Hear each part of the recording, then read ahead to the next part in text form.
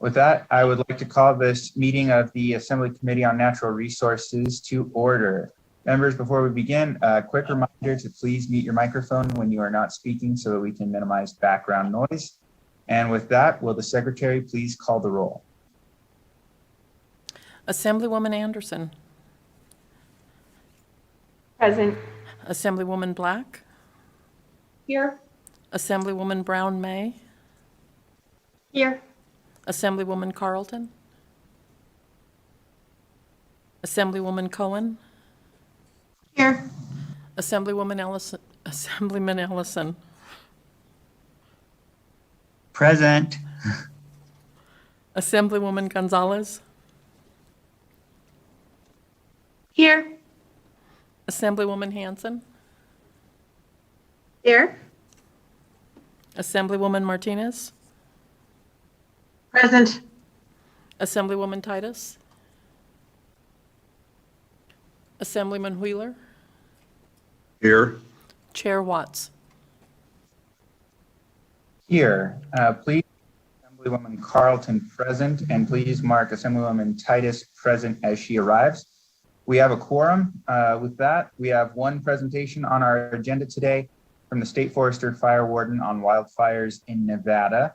And we will try and keep the meeting moving since we have some more meetings on the schedule for this evening. A few quick housekeeping announcements before we start.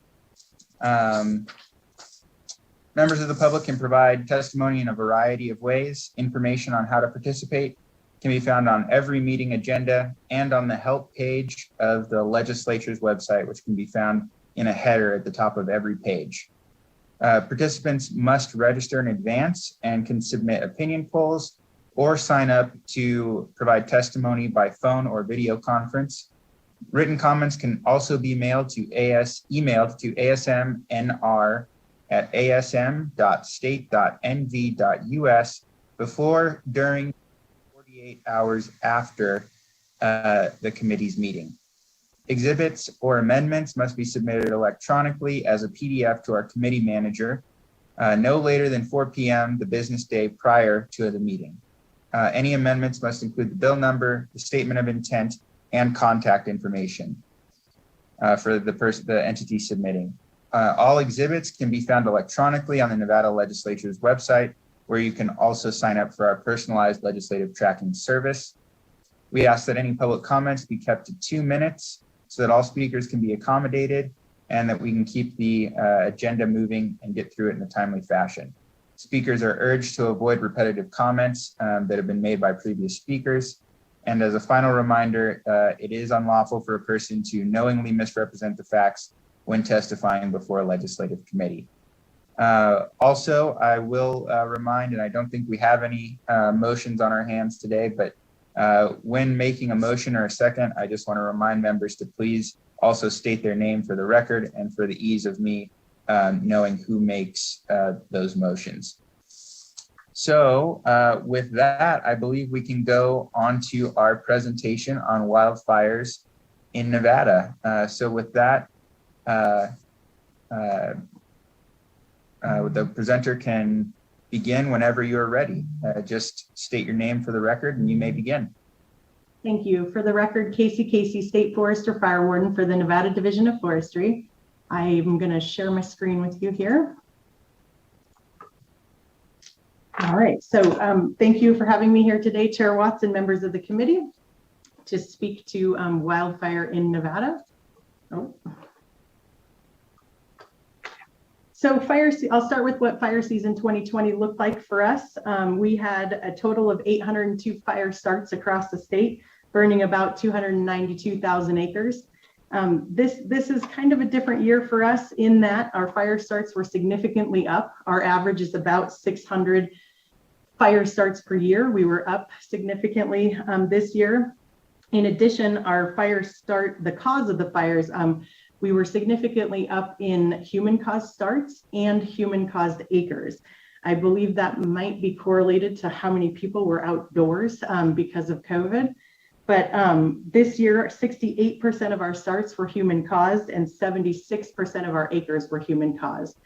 Our 5-year average is about 52% of the starts and 28% of the acres. Usually our lightning caused fires are the much larger fires.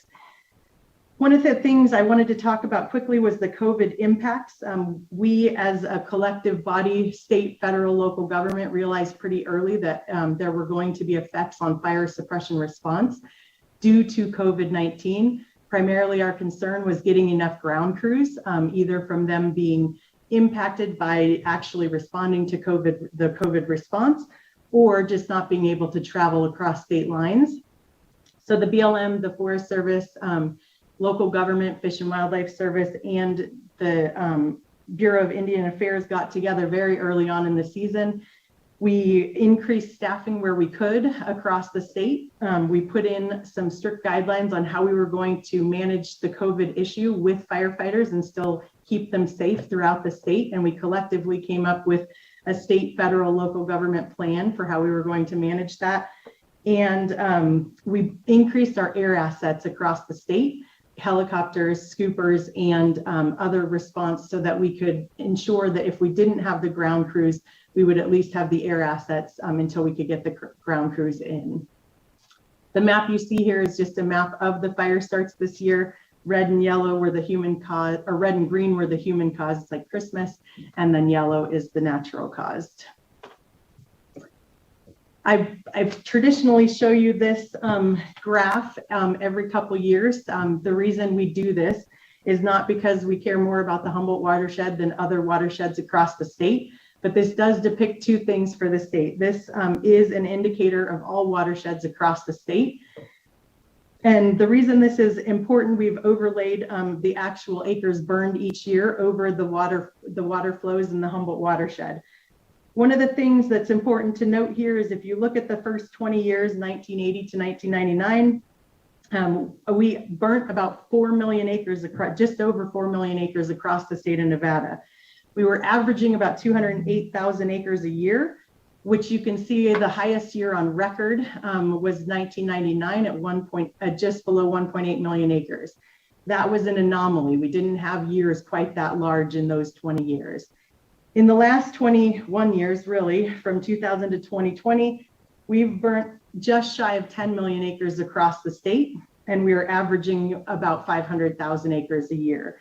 So we're seeing more of these peak fire seasons, and they really do, the reason we overlay the watersheds is to show you that traditionally, I know we always, every year we have potential for large fire, but the years where we have the peaks traditionally follows the wet years, where we have real wet springs, where we're getting a lot of moisture in the form of rain. Those are the years, the 3 years following our high weather years with water are the years where we tend to have our largest fires. Wildfire response in Nevada, obviously we're seeing larger fire occurrence and a much more devastating loss across the United States. The West in particular, Nevada is obviously engulfed in that. Part of the reasons for that is increasing fuels in our forest and rangelands. We've got a lot of invasive fine flashy fuels that are coming in due to the return fire intervals. We're seeing increasing temperatures and much more drier conditions much more often. We have increasing development. Obviously, we're one of the fastest growing states in the nation. We weren't for a while. We continue to go up and down in that department, but we are building a lot of homes in the interface, which then become fuels when the wildland fire gets into those home areas. Wildland fire suppression is a comprehensive interagency approach. We learned a long time ago in suppression that we could not do this by ourselves. We needed everyone engaged together. The federal agencies, the state agencies, and the local government agencies. None of us individually had the assets necessary to respond to the fire we were seeing in these landscapes. So we work very, very well together. And I think that's why we had such a successful response this year to wildland fire. One of the things I meant to say earlier was our average initial attack success is about 95% across the state. This year it was 97%. We were more successful in initial attack, and I think a lot of that could be attributed to our early air assets that we had available. And we did have a lot more crews available within the state.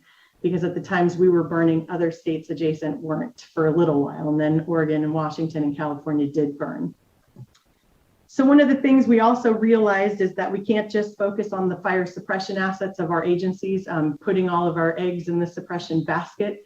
We also had to really focus more on creating and sustaining landscapes that are resilient, not only to wildland fire, but to insect and disease outbreaks that are common in our forests and rangelands.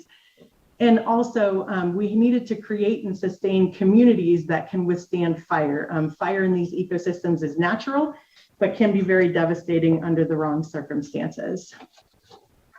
The Division of Forestry's mission, I thought most know, but we provide professional natural resource and wildland fire management services to Nevada citizens and visitors to enhance, conserve, and protect forest, rangelands, and watershed values.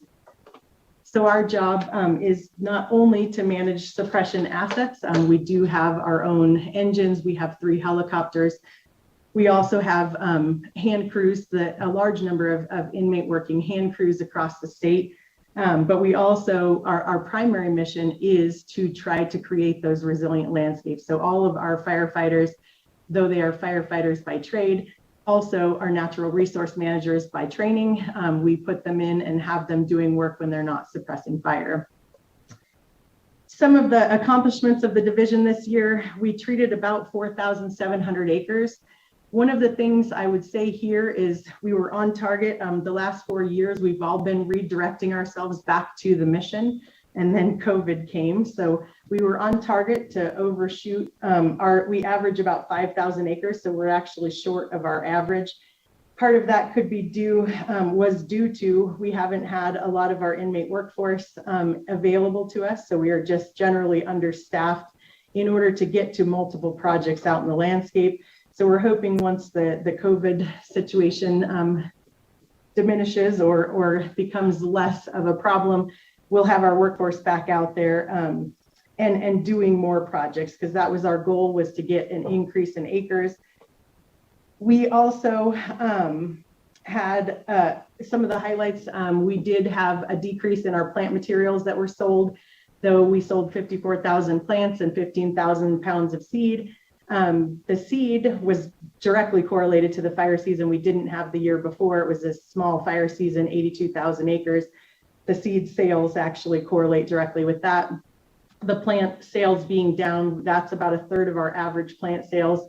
That was due to having the nursery closed to the public for quite some time and having limited access to letting them in because of COVID. Then one of the other things, as I kind of talked about earlier, the water delivered, I just wanted to highlight that number. We actually doubled the water delivery to wildfires this year. The state's 3 helicopters dropped about 365,000 gallons of water on fires. It's a great asset in initial attack, primarily in forested areas where we have single tree lightning fires. The scoopers, we contracted with 2 scoopers within the United States that actually, one was housed here for most of the summer at Minden. The second one came in about midsummer, and that was able to drop about 400,000 gallons of water on fires throughout the state.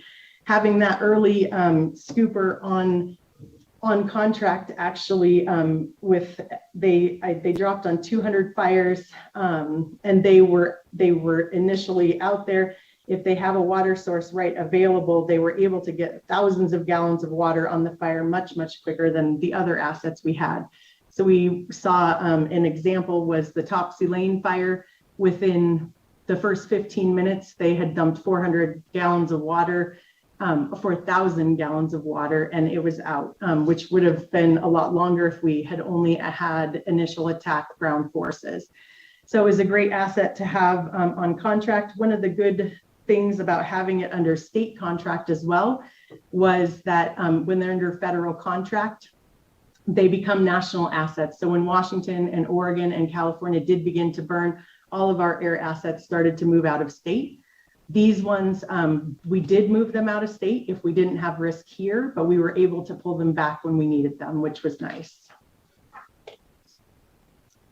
I wanted to go over a couple of the programs within the division. The Wildland Fire Protection Program, which is a program that we offer to local government.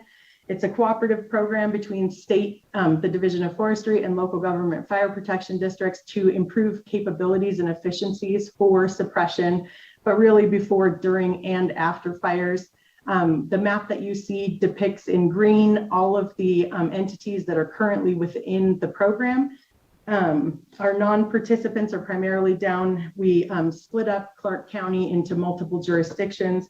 So we do have a couple in Clark County, but most, we have 5 that are out: Boulder City, Clark County, Moapa, Mount Charleston, and North Las Vegas. Mineral County is not in, and there's a portion of General Lyon County that's not in, but does not have a fire protection district. And since the transfer of the Walker River State Park came over to the state, it's really our jurisdiction anyway. Some of the challenges of this program is one, getting full statewide participation. This year, we transferred the mutual aid position that the Division of Forestry had back from the Department of Emergency Management for wildland fires to the Division of Forestry. So the purpose of the transfer, as we discussed with the interim committee on wildfire, was to ensure that we were getting all of the closest available resources to a wildfire quickly, which includes local government assets. They're a huge asset in the wildfire response, and having them within our interagency dispatch centers actually increases our response capability significantly. One of the other things that this program, though it had mainly been allowing the local governments a more solid way of budgeting for wildfires, because we help support those large wildfire costs once it goes over 24 hours. One of the things that we hadn't focused so much on in the past, but have in the last 2 years, is how do we reduce risk in these participating entities? So we did about 8,000 acres over the last 4 years of fuel reduction projects. In these participating jurisdictions, we've provided engines and water tenders as we can find them. Our goal is to build capacity in local government response and to reduce risk in high risk areas. Another challenge is that we are reliant as a division on those county receipts for our fire staff within the division. Some of the successes we had this year is, well, we got a new formula. I think you guys heard about that last session, so we didn't do it this time. I don't think they always loved the formula, but we did. This program began in state fiscal year 14. We never had a formula. It was always based on a concept that dealt with risk and cost, but we actually did get a formula created. So the formula is based on the risk in the county. So that includes their vegetation, the possibility of ignition, their fire history, as well as values at risk, and the non-reimbursed costs to the state on behalf of that jurisdiction. So we parse out the costs that way. So the other successes we had, we were able to increase suppression capacity. We increased program participation this year by 2 entities. That was Henderson and Las Vegas, the city of Las Vegas. We did increase the fuel reduction projects that we were doing with the local government. They would tell us where these areas of high concern for them. And if we had staff that were on, say, in a fire station that day that weren't in suppression mode, we actually sent them out to implement those projects. We increased fire prevention events this year, and we tried to increase coordination and communication, though that's been a little more challenging in person this year. I think we've done a good job over Zoom and other ways. And we have some fire billing efficiencies coming with the contracted Gold Systems program, where all of these costs will be entered into a system. They will come right out of our dispatch centers automatically. It will speak to our dispatch CADs. So local government will just have to go in and check that, yes, in fact, I had this engine on there and here is my staffing, and it will automatically create a bill that comes into our office. So hopefully our goal is to expedite the fire billing process, so we're not sitting on fire bills for 2 to 5 years. We did that significantly through our paper processes so far, but this will hopefully even increase further. I wanted to talk about the Shared Stewardship Program. Governor Sisolak signed the Shared Stewardship Agreement in November of 2019. This is a partnership between all the state agencies, so Department of Wildlife, Department of Agriculture, the DCNR agencies, which we are a part of, the Forest Service, the BLM, and the Fish and Wildlife Service, and how are we going to tackle this wildfire issue across the state with limited reserves and abilities that each of our agencies face. It's kind of like looking at the fuel reduction and resilient landscapes pieces the same way we have collectively worked on wildfire suppression. So the purpose of the Shared Stewardship Agreement was to collaboratively determine state level management needs and priorities, and to ensure that we are all collectively doing the right work in the right places and at the right scale to affect change in how fire moves through those ecosystems. And that we are all using the best available tools to do the most active management we can do ahead of wildfires. What you see before you is a map of the areas we collectively determined were the top 13 areas that needed our concern and addressing at this point. Though we still do work in all the rest of the state from a shared stewardship perspective, these were the areas that we were most concerned about from how fire would or does react in those ecosystems. We are currently taking this and developing a strategic plan or a 5-year program of work action that will drive how all of our agencies collectively work in these landscapes at a larger scale together. 2 projects have been selected as the landscape scale projects that are to be completed by the Shared Stewardship Agreement by 2021. One of those projects is in Elko, Spring Creek, and Lamoille. That's the name of the unit. And one is in the Spring Mountains down south. So we are working right now on implementing those projects. The executive committee has been created for this. There's a TAC, a technical assistance committee, that's also in, so that we're all kind of guiding our work together and really looking at how these landscapes need our help collectively. The Fire Adapted Nevada program sits within the Division of Forestry as well. However, really is also an interagency program guided by the state, local government, and federal agencies. The purpose of this is that other arm that we needed to focus on, which was providing education to homeowners on what they can do to home harden their homes, making sure that they have the right roofing materials, making sure that we don't have a jurisdictional responsibility for that. We do want to provide the education for what property owners can do to become more resilient once a fire comes through. We're also focused on ensuring that they evacuate early and safely, so working with local government and industry on how to get them out safely and quickly. And then also how to survive if they can't get out quickly or safely. How do they survive within this community? So that's the focus of the program, is trying to look at multiple different areas. You're looking at, defensible space, so my backyard. You're looking at the entire neighborhood surrounding that. Then you're looking at ingress, egress. How do I get in? How do I get out? Is there only one way in, only one way out? Is there a way for us to make 2 ways in and 2 ways out? And then the built environment, like I said. One of the committee to conduct an interim study concerning wildfires did a poll on all of the things that was a local government, state, federal agency representatives on how are we going to look at both suppression and mitigation of wildfires in the state of Nevada and collectively address those issues. So I just listed here some of the committee sponsored BDRs and the areas for which they're moving forward. A lot of them are looking at, relating to noxious weeds. Cheatgrass in the state of Nevada is a noxious weed, but is not listed as such.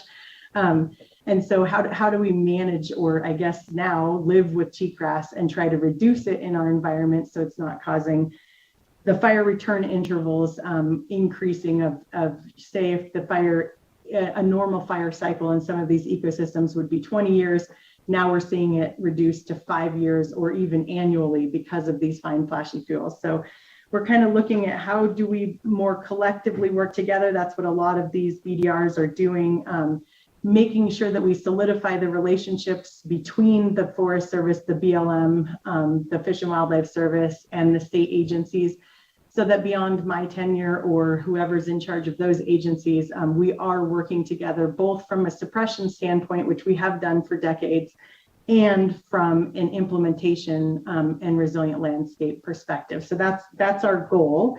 And with that, I would be happy to answer any questions. All right. Thank you for that presentation. And with that, we'll go to questions. I will start with Assemblyman Ellison. Thank you, Mr. Chair. I'm looking at page 2, and it says back there, it said red and green is human caused. If you look at the top of the map, that's following I-80 down. So that down along the highway, is that from like cigarettes and stuff like that thrown out up above there? Because most of the fires that we have caused in our areas is mostly lightning. And that's my first question. Then I got another one after that. Yeah, I can't speak to all of those fire starts, but when you see them usually along those highways, it can be cigarettes, it can be chains being drug on the ground that are causing sparks. That was the big one for some of the fires along the front here and along that I-80 corridor. A lot of the issues along that I-80 corridor, as you're well aware, is the receptive fuels. It's mostly cheatgrass along those right-of-ways. And that's a big focus of ours, is to try to get those right-of-ways kind of cleared out so that if you are dragging a chain too low and it sparks, there aren't receptive fuels on either side of the freeway for that, or a cigarette thrown out or whatever that might be. Okay, I know that they've got a good program starting, NDOT does, as far as cutting the grass done along that area. But you could sure see that it's following up around Lovelock, through Winnemucca, Battle Mountain, Elko. So it's definitely following the corridor. Okay, the other thing I've got is on grazing, the ecosystem and the protection of you know, like the sage grouse and stuff. Are you guys still working on a policy there for that? Thank you again for the record, Casey. We are, I wouldn't say we are the Division of Forestry, though we are part of the sagebrush ecosystem technical team, and they are still working on that. Nevada was one of the pilot states for some adaptive kind of shared stewardship like grazing permits. So they took 5, I believe, ranches in Nevada and looked at how their grazing permits were given through the federal agencies and how much more we could do. Some of the restrictions that are put in place are actually causing more fire returns into those ecosystems before they can get cows back out.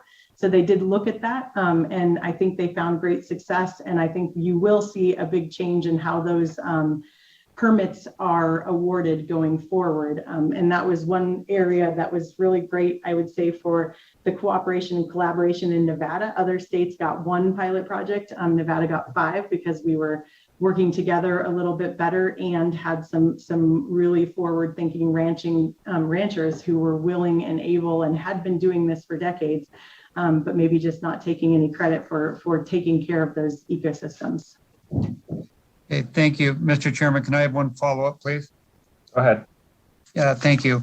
Are you guys using any goats for the noxious weeds right now? I know BLM has looked at some of that, but I haven't heard a lot out of the Nevada Division of Forestry. And I know the city of Elko used some goats to clean up the river. And it's amazing what the goats do. Yes, thanks for the question. Again, Casey, I don't know if I have to say that every time, but for the record, yes, we have used goats. We did use them up here along Highway 50 for a project we were doing in cooperation with NV Energy in a reduction. We took our masticator out there and then brought the goats in afterward, and we will do a reseeding as well following the chomping of the vegetation. We usually traditionally do it here also along the old burn scar here in Carson City. We are working to expand our Good of the State contract right now, and writing in some more of these trying to get more contractors on the Good of the State list with goats and other non-traditional use things, so that we can actually employ a lot more contractors out there to do a lot more of this work. Thank you, Mr. Chairman, and thank you for allowing me to speak. Thank you. Thank you, Mr. Allison, and thank you, Ms. Casey, for identifying yourself for the record. Though it is repetitive, it is helpful for our secretary taking notes, so I appreciate that. With that, we'll go on to Vice Chair Cohen. Thank you, Chair, and thank you for the presentation, Ms. Casey. Can you give us a little more of the scientific background about why cheatgrass is a problem and why noxious weeds are a problem, like the cycle, kind of get into that a little bit? Yes, again, for the record, Casey, State Forester Fire Warden for the Division of Forestry. Cheatgrass is an issue for us. Like I said, fire in these ecosystems is natural. Up in our higher areas, we had fire return intervals, natural or man-made. There was a lot of Native American fire use for prescribed fire over thousands of years to try to clean up the understories of forests in our rangelands. Fire comes at normal intervals. What happens with cheatgrass is, so cheatgrass is highly competitive to native seed, so it will outcompete our native vegetation all the time. So when we have a first fire that comes through, say like in the range, it's a little bit different in our forested areas, but when a first fire comes through, we still have some native vegetation that can compete with the cheatgrass, though you'll start to see it coming in. But it does allow for more receptivity because it gets drier a lot quicker than our native vegetation, and it stays drier longer. So, and like I said, it puts out a lot of seed. It's highly competitive. So you start to increase that fire return interval. So where you might have had fire return in these landscapes every 20 years, now you're starting to see it come back every 10 years. Then once you get two fires that come through, you're really starting to outcompete. Your cheatgrass is starting to take hold. And it depends also on how hot a fire burns through these ecosystems. If it burns all of the native seed bank, then we've got real problems in the first year. So cheatgrass is just very competitive and very flammable, and that's why it allows for more fire to come into these ecosystems. And as we start to see those return intervals get smaller and smaller, and the cheatgrass becomes the more dominant species there, then we really are inhibiting our ability to make a change from our rehab efforts as well, because you've got to really go out there at a very large scale and put some herbicide application out there, let it stay fallow for a while, and then try to get some native seeds to compete. All the while you still have cheatgrass seed banks. Cheatgrass has a long lifespan in a seed in the ground, so it's just very hard to get it to actually go away. Thank you. And follow-up, Chair? Yes, go ahead. And then is the cheatgrass edible for wildlife or for cattle? Thanks for the question again. For the record, Casey. I have heard it is edible, but not preferred. I don't think it's something that they would seek out. If there were other things on site, they would eat the other more native or introduced vegetation that they would prefer. That's why oftentimes in our seed mixes, because cheatgrass is so competitive, we actually look at introduced species that will compete better with cheatgrass, but will give us a placehold for trying to get some natives to come back in. So I don't think that they prefer it, but yes, they will graze on it if it's what's out there. Thank you. Thank you, Vice Chair Cohen. With that, we will go on to Assemblywoman Titus. Thank you, Mr. Chair. As far as the cheatgrass goes, just a comment, that was actually planted originally as bronco grass, and the Department of Agriculture indeed thought that that was going to be part of a food source and good for grazing. It turns out that obviously there's a fire source, but we're trying to get it back in and to recognize that that can be counted as part of their grazing allotment and look at if it's grazed at the appropriate time. And that's the key, is getting those cows on that. And I think Assembly Ellison can answer any other questions on cheatgrass being having his family in the cattle grazing business at times. I have a couple of questions, if I might, Mr. Chair, for Casey. I think that, and first off, the nursery, is it open now? Is your nursery available to the public now, or is it still closed due to COVID? Thank you for the question, Casey. For the record, it's open. It's open with limited capacity at this point. Great. Does the population have to make an appointment there, or we can find it online? And how do people access that? Thanks for the question, Casey. Again, for the record, yes, it's available online. They do need to make a reservation, so you can either call in or you can go to our website, forestry.mv.gov, and there's a little form to sign in. So we did that from a COVID precaution standpoint, just to make sure we didn't have a lot of people. We still do allow walk-ins so long as we're, under the recommended capacity. Yeah, great. Because it's a great resource, and I know I've been there, and on my very different properties, I have purchased plants and trees from that location, and they all do well. I'm curious about the seed program. It always seems like there's a shortage of the number of seeds, and I'm worried. How are we doing? How's our storage for that? What's availability of native seeds to put out? Because I know it's been a big push on our interim committee on wildfires, and just getting our. How do we compete with the cheatgrass if we don't have any seeds to put out there? Yeah, thanks for the question. Again, for the record, Casey. Our seed bank is pretty small. As you know, there is another seed bank in Ely that was just built with the federal partners. We work collaboratively together. One of the things that got encompassed under the shared stewardship contract and agreement was a native seed strategy for, it was interagency partnership between state, federal, local cooperators. How are we going to increase native seed collection and sourcing up from site? Because as you all are probably very aware, it does matter where the seed's grown and at what elevations, and making sure that we're putting the right seed back in the right places. So that was pretty big for us. So we created a committee. They did just come out with this, the native seed strategy, and it's looking at how do we increase that seed. Part of what we're doing, even at our nurseries, say we have a lot of land out there. So we have our greenhouses, but we also have land in the back. So we have been creating seed increase beds. So we got a list of the highest priority species for things like sage grouse or mule deer habitat or other areas that we're having a hard time actually buying, and we're growing them out.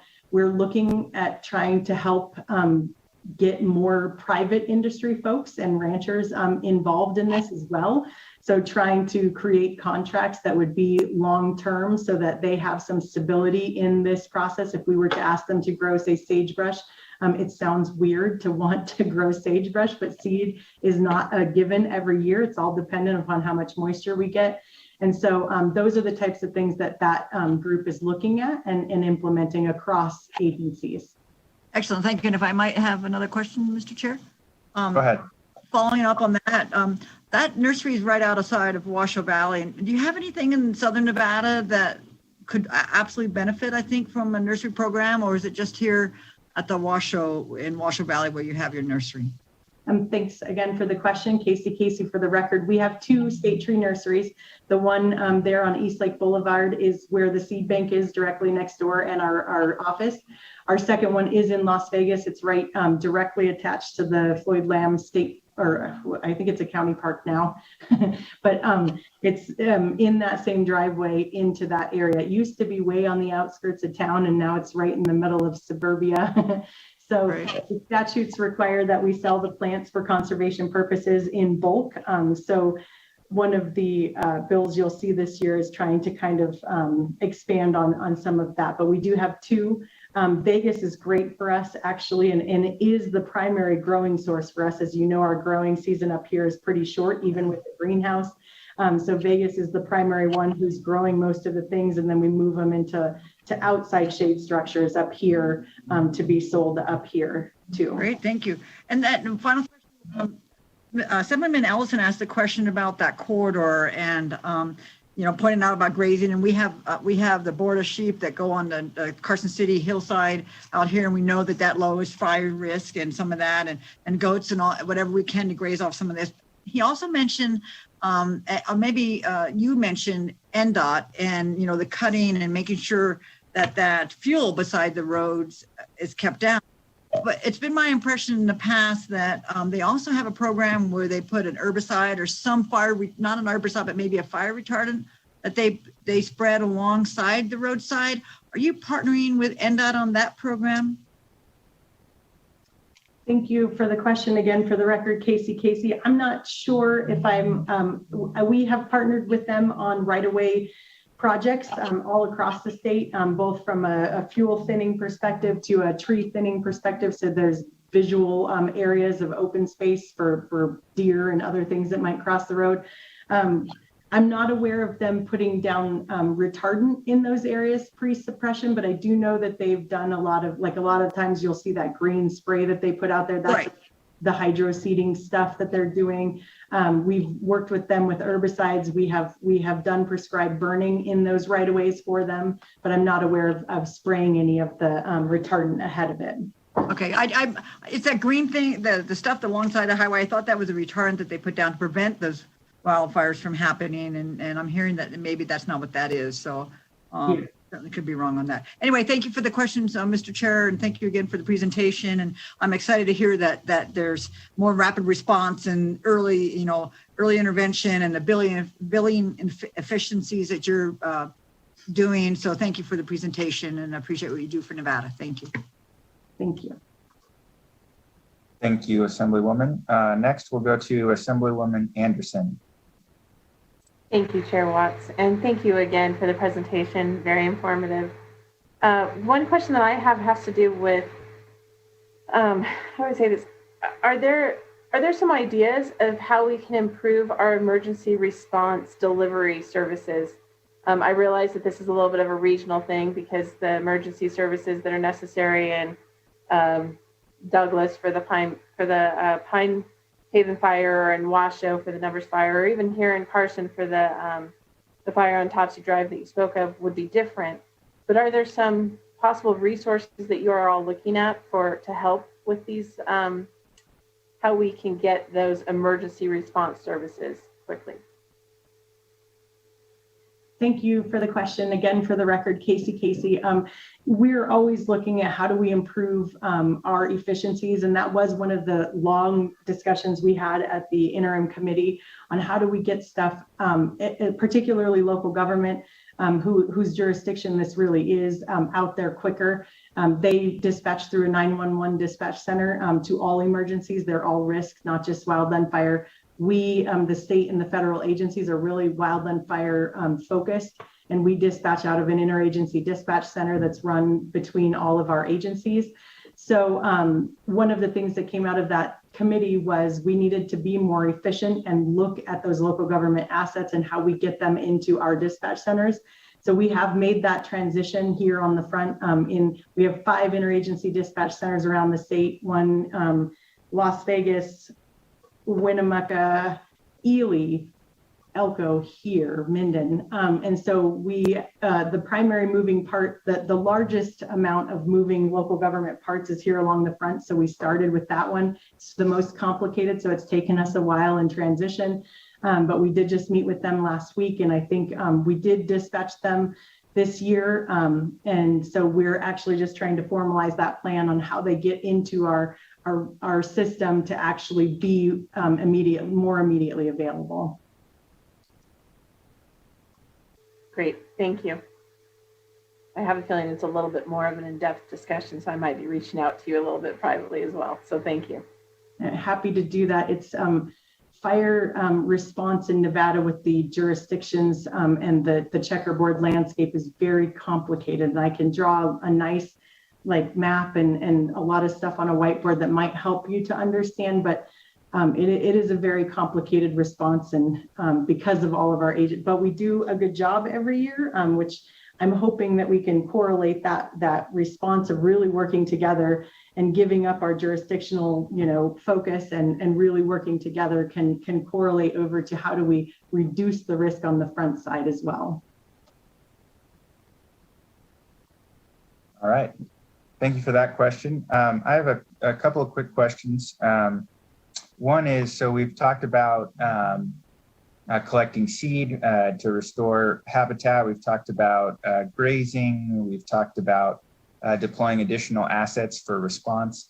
I was just wondering if we could talk a little bit about technology. I know in the last session, we got a presentation on cameras to detect wildfires early, and I was just wondering if there's been any technology deployed or developed that you see assisting in wildfire response and recovery.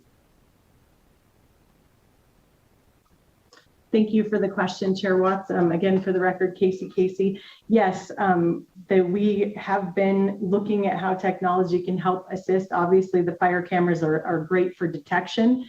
They also assist us when we have, one of the reasons those cameras are so important for detection is anybody can watch them. They're open to the public. If anybody sees something start, you can see smoke pretty immediately. We're working on systems where it may auto-detect the smoke and immediately go into an interagency dispatch center. Those have been great. We have, I think there are about 20 more cameras going out this year. There's about 50 of them around the state right now. We've got a lot of coverage.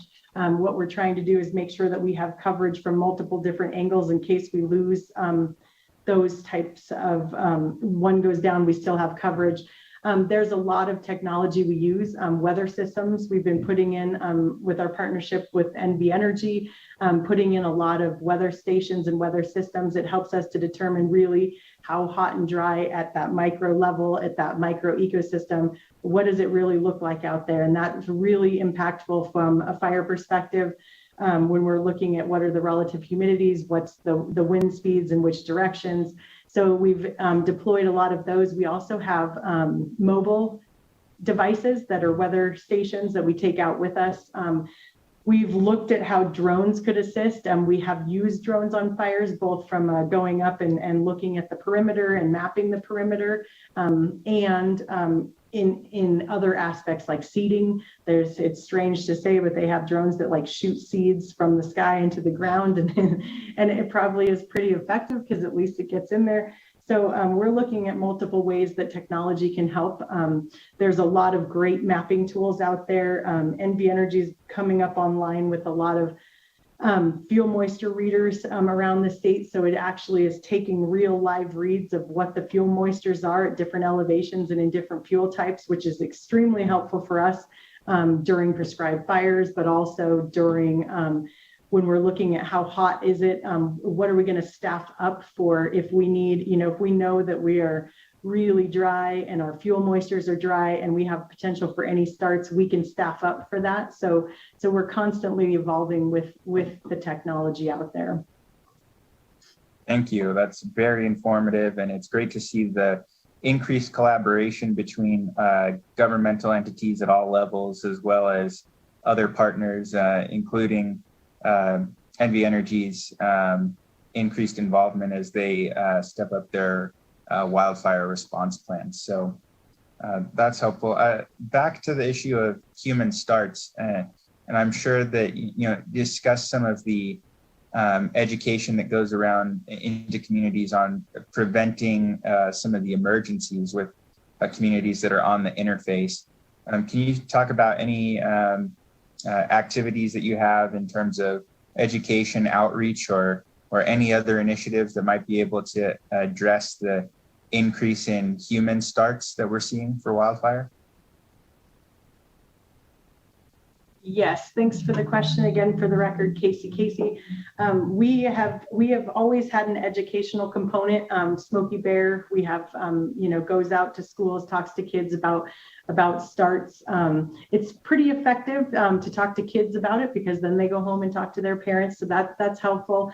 But we have recognized in the past couple of years, as we started to see an increase in human caused fires, we're constantly looking at data and why those fires are starting. A couple of years back, a lot of our large fires were started by target shooting. So we actually call the prevention team in. It's an interagency team with federal, state, and local government partners who come into the state to directly target PSAs and billboards and fact sheets and going door to door to hand out and talk to people about, there are conditions out there that are different than there were 20 years ago in areas where you used to be able to go and there was no vegetation in the understory and shoot. You can't anymore because we've had these fine flashy fuels come in. And so that's part of the educational tool. So we look at that every year. Every year we're looking collaboratively on what's the biggest cause of is it, illegal campfires, and we'll do a big push on how to try to stop that. I would like to say it's effective, but as you just keep seeing the numbers increase, we're effective in some areas, we're unaware of some others. So we're still working through how do we get that education to the people that really need it. We do work across states with the National Association of State Foresters or the Council of Western State Foresters. We're also talking about things that are joint across our states so that we're not just saying it here. As often it's tourists coming in that aren't really aware of our vegetation issues or what might be out in this landscape. So we are working across state boundaries to try to get that education to be consistent and across all agencies. Wonderful. Thank you so much for that information. And I have one last question. I was just wondering if you could speak a little bit about what the firefighting workforce looks like, particularly the non-inmate workforce, and any issues that you may see in recruitment and retention in that regard, and then kind of how that relates to our reliance on inmate firefighters to help us combat wildfires. Thank you for the question. Again, for the record, Casey. I'll speak to the Division of Forestry specifically. So our workforce in firefighting, wildland firefighting, has fluctuated over the years. As you know, there was a statute historically where we were actually an all-risk fire department, just like CAL FIRE is. We were not just responding to wildland fires, but to all emergencies. That went away about 8 years ago, and we moved to a solely wildland fire response agency. When that shift happened, a lot of the staff was picked up by the county where that responsibility was lying. So a lot of the NDF staff moved over and became county fire protection staff. So there hasn't been a decrease in staffing, but it has been a shift. It shifted out of the Division of Forestry and into the county. We're seeing just generally across the agency a retention issue because often we don't compete with wages in private industry and or the public sector. So, but firefighters who come here, we do offer things that others don't. We have 3 helicopters. Granted, they're 50 years old. Well, one of them's new. 2 of them are really, really old from the time of World War II. But they're safe as we do maintain them to current standards. But we have programs like that others don't, that do draw in people and keep them here.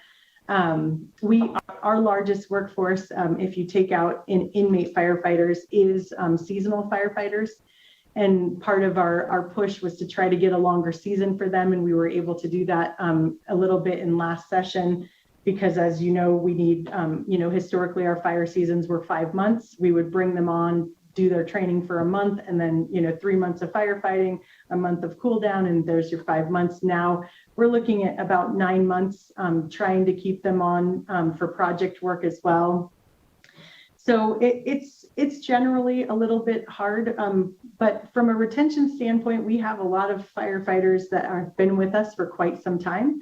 I like to think that the mission of, we don't have that all risk component, so you don't need to be a paramedic in our agency. And some people really care about the ecosystems in Nevada. And so like that mix of both caring about it from a suppression standpoint and being able to implement fuel reduction ahead of time. So we do tend to see, but we have a small number. I think we have 6 staffed engines across the state. We're really support to local government and to the federal agencies. The 3 helicopters here at Minden, a large contingent, about 50 seasonal firefighters and dispatchers that come on during the peak of the fire season to help us out. And just to speak to the inmate workforce, I think that the whole reason the program was created between the Department of Corrections and the Division of Forestry was actually to provide skills to inmates that are coming into the system to hopefully reduce the return rates into the prison system in the state of Nevada. So when we bring them into the system, I don't think we always intended them to be firefighters, though they are a large firefighting workforce for us.